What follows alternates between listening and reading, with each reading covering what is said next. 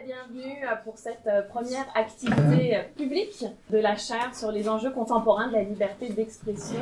Cette journée a été conçue conjointement par les 4 co-titulaires québécois de cette chaire, Solange Lefebvre, Maryse Potvin, Pierre Rainville et moi-même, Mathilde Baraban. C'est une chaire qui compte aussi 4 co-titulaires français, Anna Arzumanoff, Thibaut Boncourt, Thomas Hockman et Anan Karimi. Alors il nous paraissait essentiel pour lancer nos travaux de commencer par jeter un éclairage sur les paramètres juridiques et normatifs de la liberté d'expression au Québec. Nous avons donc demandé à nos membres spécialistes de la question de placer ce cadre pour les 4 grands axes de notre chaire. Vous reconnaîtrez ainsi dans les 4 séances de la journée ces 4 grands axes consacrés c'est la première séance, lien entre liberté d'expression et savoir. Pour la deuxième séance, liberté d'expression et création. Et puis pour les 2 séances de l'après-midi, respectivement, liberté d'expression et religion. Et enfin, liberté d'expression, droits fondamentaux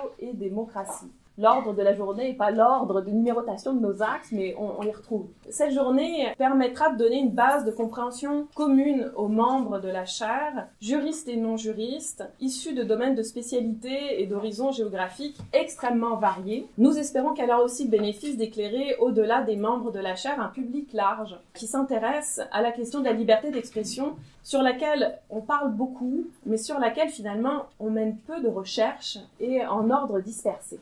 Nos co-titulaires français, qui ne sont jamais très loin, nous font le plaisir d'être en ligne avec nous. Si cette journée et le cocktail qui va suivre la journée constituent un premier lancement montréalais pour la chaire, ils seront suivis d'un second lancement parisien cette fois et conçu en 2 temps. Donc, le 30 mai, une journée d'études consacrée aux mots interdits et aux tabous se tiendra à l'université Paris-Nanterre, sous la houlette de Thomas Hockman. Et le lendemain soir, le 31 mai, un lancement public aura lieu à la bibliothèque Gaston-Miron avec la coordination de la délégation du Québec.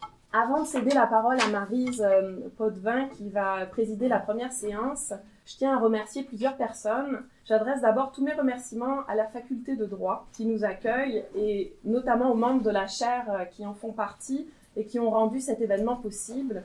Harit Aldabak et Jean-François Gaudreau-Desbiens. Je tiens à souligner aussi que Hugo Gilbert Tremblay, qui est membre de la chaire, vient tout juste d'intégrer la faculté de droit de l'Université de Montréal. Bravo. Solange a aussi été d'une aide inestimable pendant toute la préparation de cette journée. Et enfin, je ne saurais remercier suffisamment l'ensemble du personnel de la formation continue qui nous ont guidés au cours des dernières semaines. Nous devons à l'aide infaillible et généreuse de notre coordonnatrice par intérim, Marie-Odile Richard, la tenue de cet événement.